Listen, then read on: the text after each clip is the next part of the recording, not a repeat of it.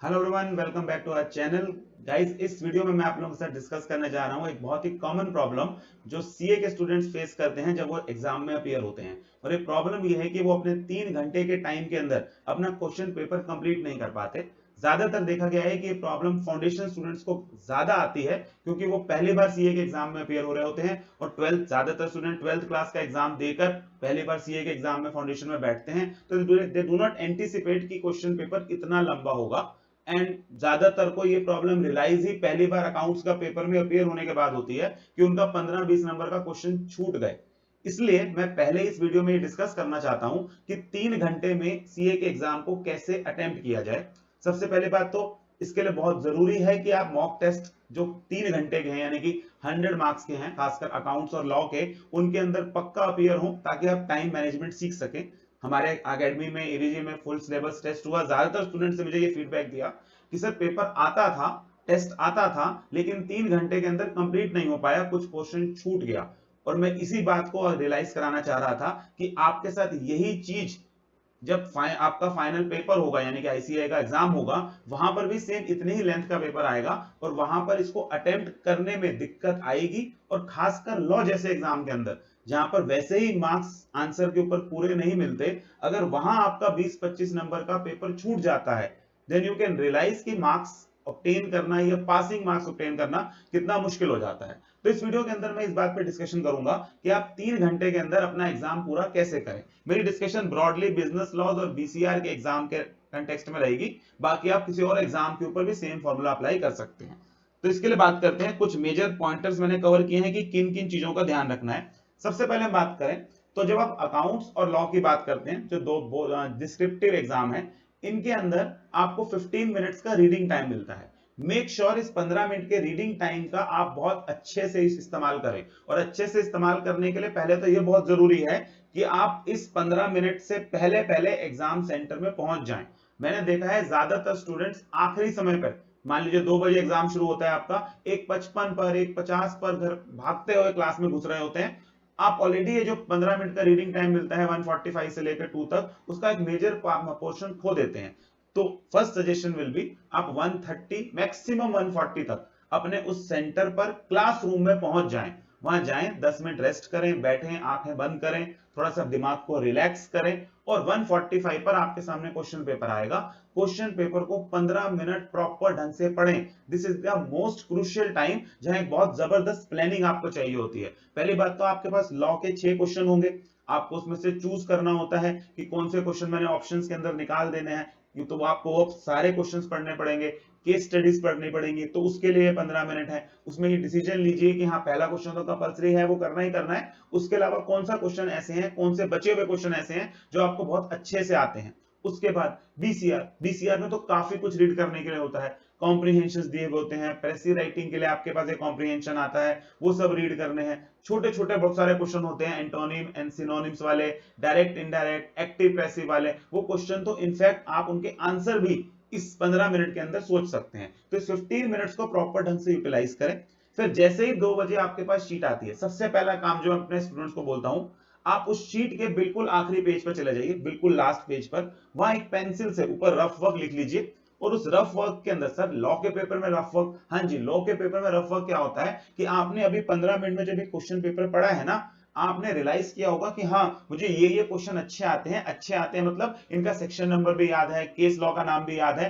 तो उनको ना आप उस रफ वर्क में पेंसिल से उतार लें कि हाँ, फलाने सेक्शन से आया है, फलाने सेक्शन से है, फलानी केस स्टडी यूज होनी है। ऐसा मैं इसलिए कह रहा हूं कि अभी ना आपको स्टार्टिंग में कई बार ये केस के नाम, ये सेक्शन नंबर याद होते हैं। जैसे जैसे आप पेपर लिखते चले जाते हैं ना, धीरे धीरे आपका दिमाग थकता चला जाता है, टाइम का प्रेशर आ जाता है कि पेपर पूरा नहीं हो रहा है, मैं स्लो हो गया हूं, इतना सारा पेपर अभी पड़ा है। तो आप बहुत स्ट्रेस में होते हैं जब आप उस क्वेश्चन को लिख रहे होते हैं।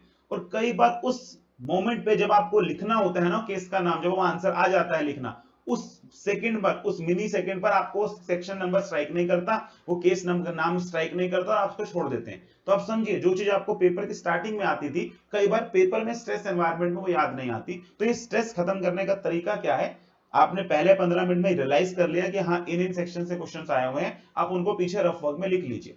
चाहे तो बाद में ऐसा लिखा छोड़ें, कोई दिक्कत नहीं है, चाहे तो लास्ट में एक पेन से उसके ऊपर लाइन मार के उसको काट दें, कोई दिक्कत नहीं आएगी। ठीक है जी। फिर अब 3 घंटे को डिवाइड कैसे करना है? मेरा सजेशन बच्चे को यह रहता है कि पहले लॉ अटेम्प्ट करिए। ज्यादातर मैंने देखा भी है कि ऐसे स्टूडेंट्स, मेरा पर्सनल एक्सपीरियंस ये रहा है जो मैंने शीट्स देखी हैं, जो बच्चे पहले बीसीआर अटेम्प्ट करके आते हैं ना, अक्सर देखा गया है कि एग्जामिनर लास्ट तक जाते जाते ना उनके लॉ के आंसर्स को ढंग से रीड करना बंद कर देता है। तो मेरा सजेशन ये रहता है कि आप पहले लॉ अटेम्प्ट करें, याद किया हुआ है, थोड़ा सा टेक्निकल भी होता है, चीजें रिटेन करनी होती हैं, तो बेटर ये है कि इसको हम पहले अटेम्प्ट करें और उसके बाद जो लास्ट वाला पोर्शन है, 1.25 घंटे का पोर्शन है, उसको हम बीसीआर पे डालें। तो हम रिवीजन क्या करेंगे, हम अपना 1 आवर 45 मिनट्स का टाइम डिवोट करेंगे लॉ को और 1 आवर 15 मिनट्स का टाइम डिवोट करेंगे बीसीआर को, और ये टाइम बहुत स्ट्रिक्टली फॉलो करना है आपको। तो जब आप 1 आवर 45 मिनट्स की बात करते हैं तो आपने 2 बजे एग्जाम शुरू किया तो 3:45 मैक्सिमम 3:50 तब तक आपको अपने लॉ का एग्जाम क्लोज करना है। अब लॉ के एग्जाम की जब आप बात करते हैं तो आप क्या अटेम्प्ट करते हैं, आपके पास एक कंपलसरी क्वेश्चन होता है, बाकी बचे हुए क्वेश्चंस में से आपको क्वेश्चंस, ये कह लीजिए 5 क्वेश्चंस में से कोई भी 4 क्वेश्चंस आपने अटेम्प्ट करने होते हैं उसके अंदर, ठीक है जी। तो इस तरह 60 का आता है। यहां मैं बच्चे को एक 50-50 का रूल बताता हूँ। 50-50 का रूल क्या होता है कि सर हमें ना हमेशा पूरा का पूरा पेपर कंप्लीट आता हो ऐसा जरूरी नहीं है। इनफैक्ट मैं जनरली ये कहता हूं कि इन 60 मार्क्स में से ना 30 मार्क्स के क्वेश्चन ऐसे होते हैं जो आपको बहुत अच्छे से आते हैं और बाकी 30 मार्क्स के ठीक ठीक आते हैं। शायद इनफैक्ट आखिरी में 5-7 नंबर का क्वेश्चन तो ऐसा होता है जो बहुत थोड़ा थोड़ा याद होता है। तो इस पे टाइम डिवोशन बराबर नहीं होना चाहिए। पहले आप ऐसे क्वेश्चन ढूंढिए, 2 फुल क्वेश्चंस यानी कि 12-12 मार्क्स के, और एक क्वेश्चन का एक पार्ट यानी कि कोई भी एक पार्ट, तो आपके 2.5 क्वेश्चन हो गए, 30 मार्क्स हो गए।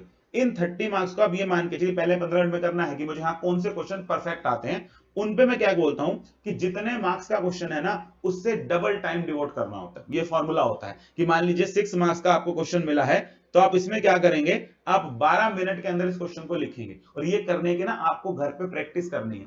आपने कर रखी है बहुत अच्छी बात है, टेस्ट में अपीयर हुए हैं बहुत अच्छी बात है, अदरवाइज कुछ मत करिए। क्वेश्चन पेपर उठाइए, उसमें एक क्वेश्चन देखिए 6 नंबर का जो आपने तैयार कर रखा है और लिख के देखिए क्या मैं 12 मिनट में कंप्लीट कर लेता हूं। अगर आप 12 की जगह 11 में कर रहे हैं बहुत अच्छी बात है, आप 1 मिनट किसी और क्वेश्चन के लिए बचा रहे हैं। लेकिन अगर आप 13 में कर रहे हैं, 14 में कंप्लीट कर रहे हैं, दैट मींस आप किसी और क्वेश्चन का टाइम इस पे डिवोट कर रहे हैं, आपका पेपर में पक्का कुछ ना कुछ छूटने वाला है। तो ये प्रैक्टिस घर से करके जानी है कि 4 नंबर का क्वेश्चन, वो वाला क्वेश्चन जो बहुत अच्छे से आता है, 8 मिनट से ऊपर नहीं लगने चाहिए लिखने में। 6 नंबर का क्वेश्चन 12 मिनट से ऊपर नहीं लगने चाहिए टोटल उसके ऊपर। तो पहले 30 नंबर के क्वेश्चंस यानी कि जो 2.5 क्वेश्चंस आएंगे पेपर के अंदर, 2.5, दो 12-12 नंबर के, एक का एक पार्ट, इसको आप पहले तो चूज करें कौन से अच्छे से आते हैं, उनके ऊपर 1 घंटा डिवोट करें और ये 30 मार्क्स का पेपर बहुत अच्छे से अटेम्प्ट करें। फिर बाकी बचा हुआ 30, यहां पर मैं जनरली उन क्वेश्चंस को ले रहा हूं जो कंपैरेटिवली थोड़े से हल्के आते हैं। इसके अंदर आप टाइम डिवोशन थोड़ा कम कर सकते हैं। अब सारा पेपर बेटा एक जितनी क्वालिटी का नहीं लिखा जा सकता होता, तो यहां पर थोड़ा सा टाइम डिवोशन कम करेंगे। हम कोशिश करेंगे कि केस स्टडी है तो फैक्ट्स वाला पार्ट थोड़ा सा छोटा कर दें, थ्योरी का क्वेश्चन है तो जितना पूछा गया है बस उतना ही लिखें, फालतू इंट्रोडक्शन वगैरह ना दें। तो यहां पर इन 30 मार्क्स के क्वेश्चंस के लिए आप 1.5 मिनट लगाएंगे, यानी कि यहां रूल ये हो जाएगा कि पहले मैं 6 मार्क्स का क्वेश्चन 12 मिनट में कंप्लीट कर रहा था, पहले 1 घंटे के बाद आपको ये इंश्योर करना है कि आप 6 मार्क्स का क्वेश्चन कितने मिनट में कंप्लीट हो जाना चाहिए, अब वो 9 मिनट के अंदर कंप्लीट हो जाना चाहिए। 4 नंबर का क्वेश्चन है तो 6 मिनट में कंप्लीट हो जाना चाहिए। तो सर मैं ये चीज नोट करता रहूंगा, करना पड़ेगा, कोई चारा नहीं है। अगर आप आंख बंद करके बस लिखने बैठ जाएंगे तो यू विल रियलाइज कि 2-2.25 घंटे हो गए हैं, मैं सिर्फ लॉ ही लिखे जा रहा हूं और आखिरी में आपका पेपर छूटेगा। तो बच्चा कहता है सर इसकी मैं इतना टाइम कैसे पेपर में मैनेज कर पाऊंगा। ये प्रैक्टिस है। आप स्टार्टिंग में जब घर के अंदर प्रैक्टिस करके जाएंगे ना कि 4 नंबर का क्वेश्चन 6 में हो जाता है मेरे से, तो आप वहां बिल्कुल उसी स्पीड से लिखना शुरू करेंगे। आप आधे घंटे बाद रियलाइज करेंगे कि हाँ आधा घंटा हुआ है और मेरी स्पीड के हिसाब से मेरा इतने समय में 15 नंबर का पेपर पूरा हो जाना चाहिए था। आप देखेंगे आपका हो चुका होगा। तो वो प्रैक्टिस की बात है कि आप स्टार्टिंग में पहले 1 घंटे में अच्छे क्वेश्चन जो अच्छे से आते हैं वो करें, थोड़ा टाइम ज्यादा लगेगा। उसके बाद 1.5 मिनट लगा के 45 मिनट्स के अंदर बाकी बचा हुआ लॉ कंप्लीट कर ले। बाय एनी मींस आपको 3:50 तक 3:50 तक आपको, सॉरी हाँ जी हाँ 3:50 तक आपको अपना लॉ का पोर्शन कंप्लीट कर लेना है। उसके बाद हमारे पास शुरू होगा बीसीआर। बीसीआर की बात करें तो हमारे पास 1 आवर 15 मिनट्स, अगर आपने 3:45 तक कंप्लीट कर लिया, अदरवाइज 1 घंटा 10 मिनट सफिशिएंट होता है बीसीआर का अटेम्प्ट करने के लिए। इसमें भी पहले बेटा मार्क्स फेचिंग वाला काम करिए। मार्क्स फेचिंग वाला काम क्या है, इसमें कई सारे क्वेश्चन ऐसे होते हैं जहां ना कोई अनसीन पैसेज या पैसिव राइटिंग नहीं होता है, जहां आपके पास active passive, synonyms antonyms, direct indirect speech, idioms, इस तरह की बातें पूछी गई होती हैं। ये आता है तो आता है, इसमें कुछ सोचने वगैरह वाला नहीं है। ये तो आपने इनफैक्ट पहले 15 मिनट में रियलाइज कर लिया होगा कि हाँ मुझे ये आता है। फटाफट से ये वाले क्वेश्चन अटेम्प्ट करें। आपकी कम्युनिकेशन की थ्योरी आई हुई होती है वो अटेम्प्ट करें। इसके अंदर आप देखेंगे कि ये पहले जो छोटे छोटे क्वेश्चन है, ये जो आपका बचा हुआ 40 मार्क्स का पीसीआर है, उसमें से 12 से 15 नंबर के क्वेश्चन ये होते हैं। ये आसानी से इन जो आपने 1 घंटा 10 मिनट निकाला है, 1 घंटा 15 मिनट निकाला है, पहले 15 मिनट में ये हो जाएगा। उसके बाद आपके पास 1 घंटा बचा है। इस 1 घंटे में जो लेटर आते हैं, सर्कुलर लिखना है, कोई नोटिस लिखना है, जो भी सिलेबस का पार्ट है आपके, आपका कॉम्प्रिहेंशन आता है, प्रेसी राइटिंग आता है, वो सब जो रीड करके समझने वाला काम है वो इस 1 घंटे के अंदर कंप्लीट करना होता है। तो ये होता है करने का तरीका कि आप किस तरीके से अपना पेपर टाइम बाउंड मैनर में कंप्लीट करेंगे। एक चीज और, अगर आपको ऐसा लग रहा है कि आपने क्वेश्चन शुरू किया है कायदे से, मेरे पास वो सेकंड पार्ट वाला क्वेश्चन था, यानी कि जो मैं 1.5 मिनट में पूरा करना था, डेढ़ मतलब इंटू 1.5 में कंप्लीट करना था, 9 मिनट पूरे हो गए, मेरा 6 मिनट का 6 मार्क्स का क्वेश्चन पूरा नहीं हो रहा, ट्राई टू कंक्लूड इट। उसको उतने में ही लिख के जितना आपसे लिखा गया फटाफट से क्या करिए, कंक्लूजन आपके पास है ही, कंक्लूजन लिख दीजिए। सर मैं उसको पूरा ना करूं, मेरा जनरली ये कहना है कि आप सारे क्वेश्चंस एवरेज अटेम्प्ट कराएं या कुछ क्वेश्चंस अच्छे अटेम्प्ट कराएं वर्सेस कुछ करके ना आए। पहली अप्रोच में आपको मार्क्स ज्यादा मिलेंगे। तो प्लीज इसके ऊपर टिके रहें कि 100 मार्क्स का अटेम्प्ट करके आना ही आना है। आता ही नहीं है वो एक अलग कहानी है, लेकिन आते हुए छोड़ के नहीं आना है। थोड़ा सा आखिरी में, आखिरी 1.5 घंटे में क्वेश्चन की क्वालिटी गिरानी भी पड़े, हाँ आंसर थोड़ा सा अप टू द मार्क नहीं भी जा रहा, कि मैं सब कुछ नहीं लिख पा रहा, कोई बात नहीं। एग्जामिनर 5 में से 4 तो फिर भी दे देगा, 3 तो फिर भी दे देगा। इंस्टेड ऑफ कि मैं यहां पर 1 नंबर के लिए पूरा एक्स्ट्रा लिखता रहूं और लास्ट में मुझसे 5 या 6 नंबर का क्वेश्चन ही छूट जाए, उससे बेटर यह है कि मैं इस क्वेश्चन में क्या करूं, 2 मिनट कम लिख लूं, 1 मिनट कम लिख लूं, आधा नंबर कट जाएगा, 1 नंबर कट जाएगा, थोड़ा सा आंसर की क्वालिटी गिर जाएगी, बट वेल एंड गुड, कोई दिक्कत नहीं है। आपने अपना एम ये रखना है कि मैं पूरा का पूरा पेपर कंप्लीट करके आऊंगा। ठीक है जी, तो ये हमारे पास एक प्लान था, इसको आप प्रॉपर ढंग से फॉलो करेंगे, अभी भी टाइम है। 1-2 क्वेश्चन, 5 क्वेश्चन लिख के देखेंगे, आपकी स्पीड बननी शुरू हो जाएगी कि हाँ इसके अंदर कंप्लीट किया जा सकता है। उसके बाद कुछ मेन बातें मैंने और रखी। नंबर 1, मैंने जनरली देखा है कि बच्चे पहले पेपर में जब जाते हैं, स्टार्टिंग में उनकी स्पीड बहुत स्लो होती है, जिसे कहते हैं ना मोतियों की तरह सजा सजा कर लिख रहे होते हैं, और आखिरी में इतना फास्ट लिखते हैं कि उन्हें खुद को भी समझ नहीं आ रहा होता वो क्या लिख रहे हैं शीट के अंदर। तो ऐसा नहीं करना है, आपको पहली मिनट से ही एक ही स्पीड बना के रखनी है, right from the first question. मैं तो बच्चों को कहता हूं कि आपके पहले क्वेश्चन से आखिरी क्वेश्चन तक राइटिंग एक जैसी रह सकती है अगर आप एक ही स्पीड से लिखें तो पहला क्वेश्चन भी तेजी से लिखें। ऐसा नहीं है कि पहला स्टार्टिंग में आराम आराम से लिख रहे हैं, 1 घंटे के अंदर पता चला 30 नंबर का पेपर भी नहीं हुआ, मुश्किल से 20 नंबर के 2 क्वेश्चन अटेम्प्ट हुए हैं, जाके एक 12-12 के 2 क्वेश्चन 24 नंबर करके बैठे हुए हैं, 1 घंटा बिता दिया।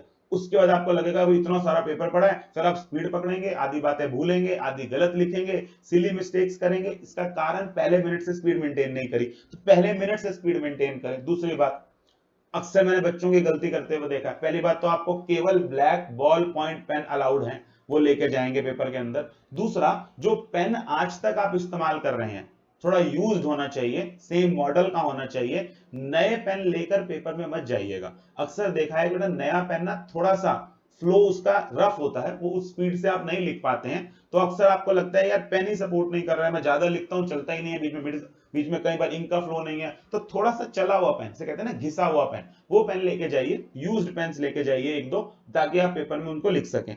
तीसरी वेरी वेरी इंपॉर्टेंट बात, बॉल पॉइंट पेन लेके जाना है। एक हाँ स्टेपलर साथ लेके जाइएगा, जो एक्स्ट्रा शीट्स आपने ली हैं उस एक्स्ट्रा शीट्स को लास्ट में स्टेपल करना आपको अलाउड है। वैसे तो क्लास में ज्यादातर अवेलेबल होता है, बट हर सेंटर के बारे में गारंटी नहीं की जा सकती, तो एक छोटा सा स्टेपलर अपने साथ रख लीजिए, अलाउड है, कोई दिक्कत नहीं है। लॉ में जरूरत नहीं होती, बाकी पेपर में कैलकुलेटर वगैरह अपना लेके जाइए, एक एक्स्ट्रा ले जाइए साथ में, कई बार आपकी टेबल से गिर के टूट जाए तो वहां इमीडिएटली पैनिक ना हो, तो आपके पास एक एक्स्ट्रा कैलकुलेटर होना चाहिए। लास्ट में ये सारी कहानी के लिए बेटा अपनी घड़ी साथ लेके जानी है, वॉच लेके जानी है, वॉच भी नॉर्मल वाली लेके जानी है, नॉट अ स्मार्ट वॉच, वो अलाउड नहीं है। तो एक नॉर्मल वॉच जो पुराने टाइम की हुआ करती थी, 3 सुइयों वाली, वही लेके जानी है। और ये नहीं है कि वॉच ले जाना भूल गए, आगे वाले को पेन मार मार के पूछ रहे हैं देख मेरे 6 मिनट पूरे हुए, नहीं करेगा कोई आपकी हेल्प वहां पे इस तरह के लिए, तो अपनी एक वॉच साथ लेके जानी है। ठीक है जी, ये कुछ बेसिक बातें थी जो मैंने आप लोगों के साथ कवर करी कि हाँ 3 घंटे के अंदर पेपर कैसे अटेम्प्ट करना है। थोड़ा सा इसका घर पे प्रैक्टिस करके जाइएगा, 2-4 क्वेश्चन लिख के देख लीजिए, आपकी स्पीड धीरे धीरे बन जाएगी। ठीक है जी, तो ये था मेरी तरफ से 3 घंटे में एग्जाम करने की कुछ टिप्स, आई होप आप लोगों के लिए बेनिफिशियल रही होंगी।